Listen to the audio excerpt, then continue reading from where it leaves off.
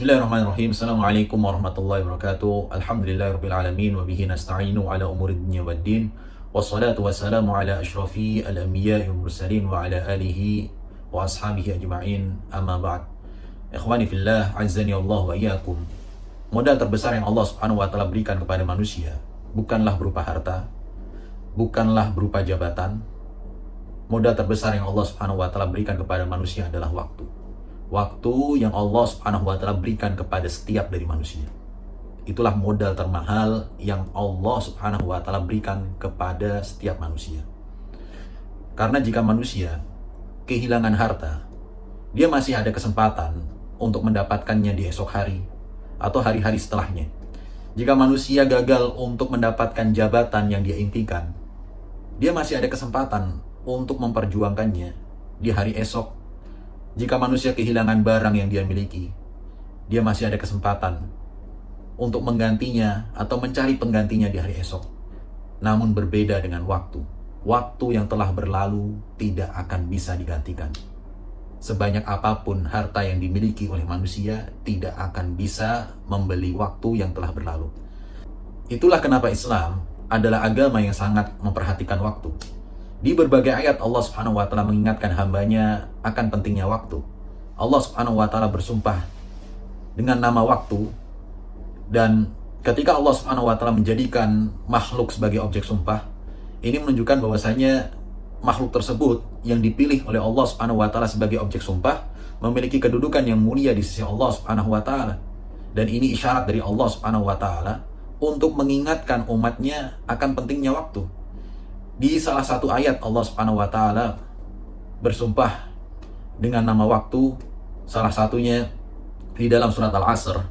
Allah Subhanahu wa taala berfirman, "Wal 'asr, innal insana lafi khusr, illa alladziina amanu wa 'amilus shalihati wa tawasaw bil haqqi wa tawasaw bis sabr." Demi masa, sesungguhnya manusia itu dalam kerugian, kecuali orang-orang yang beriman, orang-orang yang beramal saleh, orang-orang yang senantiasa berwasiat di atas kebenaran, berwasiat di atas kesabaran.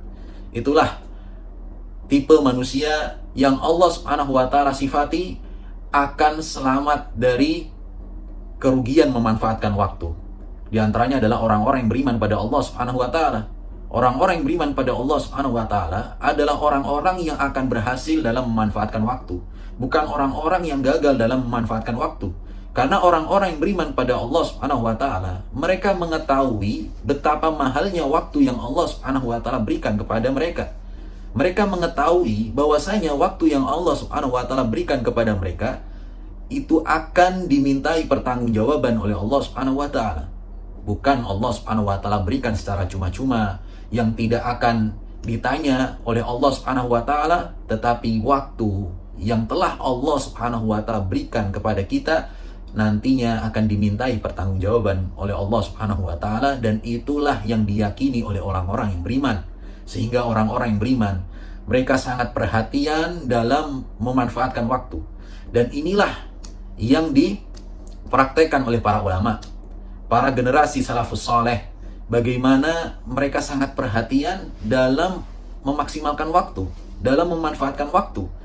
Sehingga mungkin kita pernah mendengar pencapaian-pencapaian mereka yang luar biasa, bagaimana mereka berhasil memaksimalkan waktu yang sama dengan kita.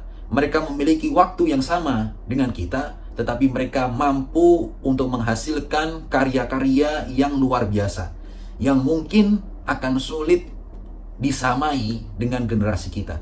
Padahal modal yang mereka miliki, modal waktu yang mereka miliki itu sama dengan kita, tetapi karena mereka sangat perhatian dalam permasalahan waktu, sehingga mereka bisa menciptakan sesuatu yang besar, sesuatu yang fenomenal, yang mungkin akan sulit disaingi oleh generasi kita sekarang. Di antara contohnya adalah Imam Ibnu Abi Dunya. Beliau selama hidupnya itu mampu menulis karya 1000 karangan. Begitu juga Syekhul Islam Ibnu Taimiyah, padahal umurnya itu sekitar 57 tahun, tetapi beliau memiliki karya tulis kurang lebih sekitar 500 jilid. Di antaranya Ibnu Asakir, beliau mempunyai buku sejarah yang banyak jilidnya itu 80 jilid. Padahal waktu yang mereka miliki itu sama dengan kita, tetapi mereka mampu menulis, mampu menciptakan banyak karya-karya yang fenomenal, padahal umur mereka sangat terbatas. Dan salah satu perkataan salah seorang sahabat yang membuktikan bahwasanya generasi terdahulu mereka sangat perhatian dalam permasalahan waktu adalah perkataan salah seorang sahabat, Abdullah ibnu Mas'ud radhiyallahu anhu. Beliau mengatakan, "Ma nadimtu ala syai'in nadami ala yaumin gharabat syamsuhu naqasa fihi ajali walam yazid fihi amali." Yang artinya, tidak ada penyesalan yang lebih besar melebihi penyesalanku ketika ada satu hari yang telah berlalu, amalanku tidak bertambah tetapi umurku berkurang. Itulah penyesalan terbesar yang pernah dirasakan oleh Abdullah bin Mas'ud.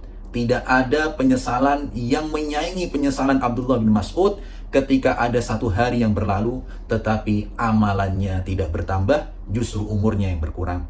Untuk itu, ikhwani fillah, azani Allah wa iyyakum, ketika kita mendapatkan nikmat waktu dari Allah Subhanahu wa taala, maka kita harus memaksimalkan nikmat tersebut dengan menggunakannya untuk hal-hal yang bermanfaat. Jangan sampai kita menggunakannya untuk melakukan hal-hal yang sia-sia. Karena banyak manusia yang gagal dalam memaksimalkan waktu. Dan ini dikhabarkan oleh Rasulullah SAW. Rasulullah SAW bersabda, "Ni'matani maghbunun fihima katsirun minan nas, as-sihha wal faragh." Ada dua nikmat yang banyak manusia tertipu dalam menggunakannya. Dua nikmat tersebut adalah nikmat waktu luang dan nikmat kesehatan. Ini banyak manusia yang tertipu, yang gagal dalam memaksimalkannya. Di antaranya nikmat waktu luang. Waktu luang itu adalah nikmat di mana Allah Subhanahu wa taala memudahkan kita untuk melakukan amalan-amalan soleh. Kita belum disibukkan dengan berbagai macam kebutuhan, dengan berbagai macam kewajiban. Kita diberikan kelapangan oleh Allah Subhanahu wa taala untuk memperbanyak amal soleh, memperbanyak membaca Al-Quran, memperbanyak sedekah. Tetapi banyak manusia yang gagal dalam memanfaatkan waktu luang. Justru mereka menggunakannya untuk hal-hal yang sia-sia, bahkan hal-hal yang membahayakan kehidupan akhiratnya. Maka nikmat waktu luang ini seharusnya kita sebagai orang yang beriman pada Allah Subhanahu wa taala, kita harus berusaha untuk memaksimalkannya dalam hal-hal yang bermanfaat. Jangan sampai kita menunda-nunda, karena belum tentu di hari esok Allah Subhanahu wa taala memberikan kemudahan yang sama dengan hari ini. Ketika kita menunda sedekah, padahal Allah Subhanahu wa taala memudahkan kita untuk sedekah di hari ini, tetapi karena kita terbujuk ayuan syaitan untuk menunda sedekah di hari esok, belum tentu di hari esok kita dimudahkan dengan kemudahan yang sama oleh Allah Subhanahu wa taala untuk memberikan sedekah. Dan belum tentu Allah Subhanahu wa taala mentakdirkan kita untuk berjumpa dengan hari esok. Maka maksimalkan hari yang sekarang, karena hari esok itu belum tentu menjadi milik kita. Barakallahu fikum. Wassalamualaikum warahmatullahi wabarakatuh.